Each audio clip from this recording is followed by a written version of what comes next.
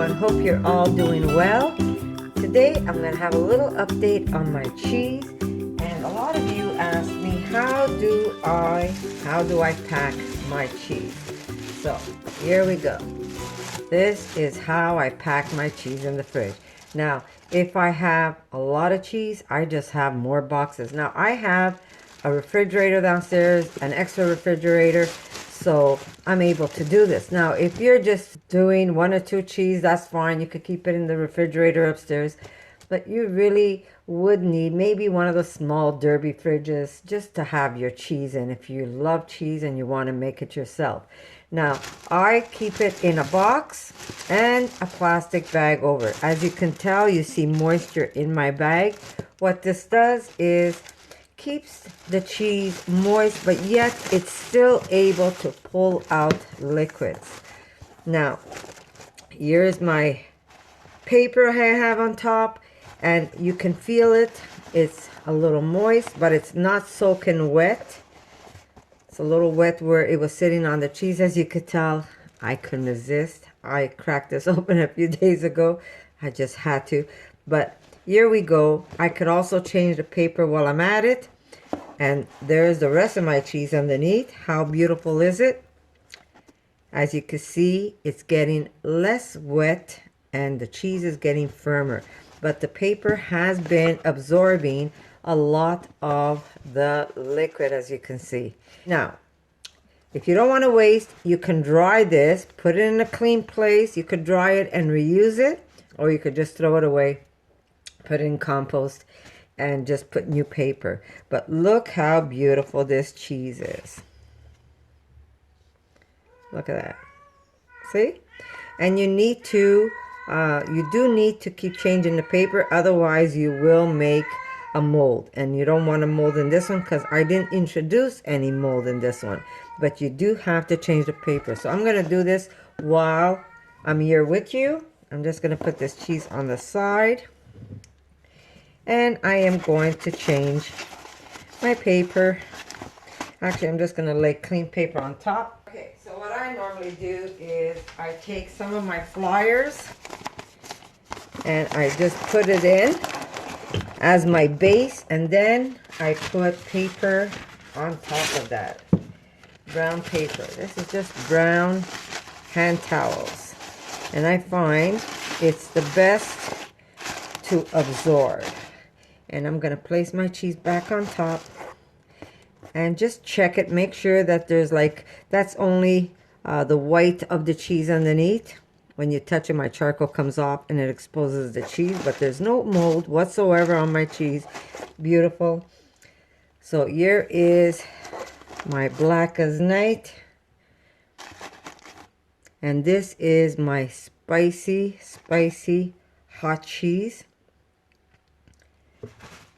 And then I will do the same thing. I will lay some brown paper on top. And then I will put some of my flyer sheets. And this is going to help absorb even more liquids. It'll just pull the liquid out.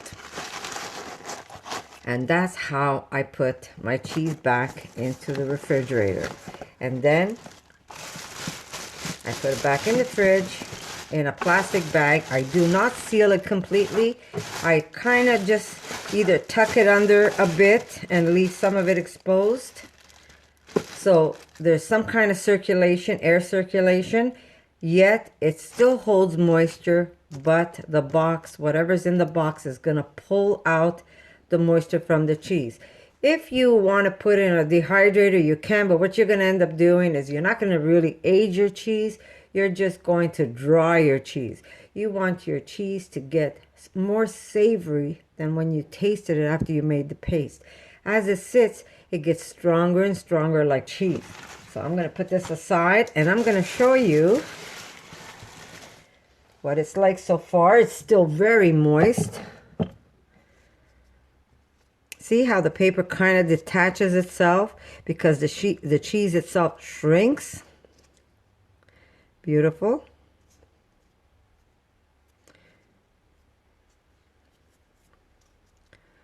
Very nice. And now we're going to taste it. Now, if you see a little blue on your cheese, it's going to be penicillium. It's going to naturally grow on your cheese because we have it all over. Sometimes you'll get a little bit of blue on your cheese. It's not the end of the world. If you start seeing your cheese is getting really funky, like this ugly orange mold inside your cheese, then I would say don't eat it. You contaminated your cheese in a very bad way.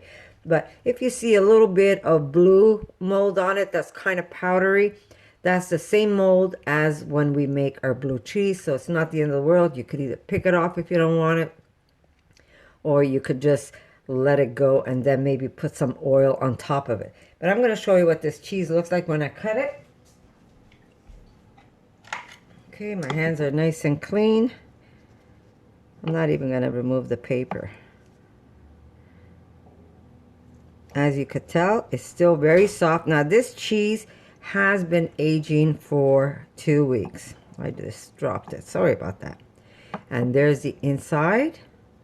And it's still very soft, but you can see that the moisture is coming out of the cheese. Now this is edible, of course. And it tastes so good. Oh, and hot. This isn't paprika, this is chili, so it's going to be a spicy cheese. But really, really good. I'll put that on a piece of bread. Now this is very hot cheese. If you're not crazy about heat, I put chili on it. What you can do is put paprika on it, and it won't be as hot as this cheese. But very beautiful cheese, as you can tell. There you go. I could even crack it open for you, just to show you. There's that cheese. Beautiful, beautiful cheese. Now this cheese, like I said, it's only been aging for 2 weeks. It's got a long, a long way to go. So I'm going to try not to eat it now and try and age some. But I'm sure I'm going to end up eating most of it. I mean, I don't mind. If I really want to age a cheese, what I do is I take one and I put it aside and I let that one go a long time, and the rest I consume and then make a new batch. I want to crack open the black one to show you. Remember, it's all the same, the cheese. Let me just get the smallest one.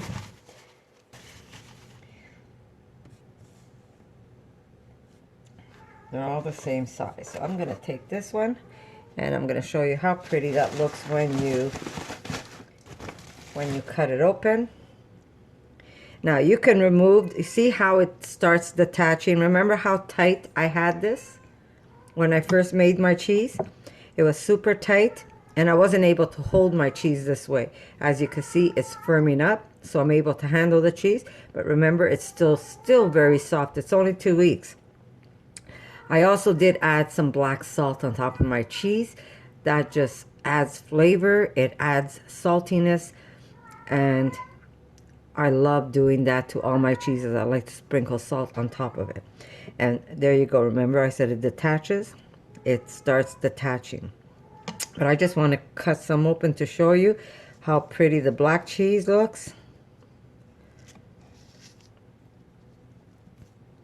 Yeah, maybe I should remove it for now. So this way I could pull my cheese out. Like I said, it's still early, but you know, sometimes you have a craving for cheese and you just don't give it a chance like I do. I don't give it a chance to age, but that's okay. And there is my beautiful, beautiful black as night cheese. This is soft enough to be able to cream it. There's the inside, if you can see. But it still could use a little bit of aging. So I will put that back and just consume this little one. And hopefully by the time this is done, I mean, you can sit here and eat the whole thing. You know, like I said, just let it age. You'll see the results are going to be so much better. It's just a different cheese. But if you like it soft, then I say go ahead and have some cheese after 2 weeks. But I would say let it age. It's really, really beautiful when you let this cheese age. So, very easy to make, guys. And I'm going to say, I love you. Remember, when you cook with love and you put compassion in your food, that means you haven't harmed anyone or anything to be able to make some delicious food. Guess what? It's good karma. It's going to come back to you. Everybody's going to enjoy your food. So I'm going to say I love you. And guess what, guys? I'm going to see you in my next video. Remember, love, compassion, put your intention in your food, and everything's going to taste delicious.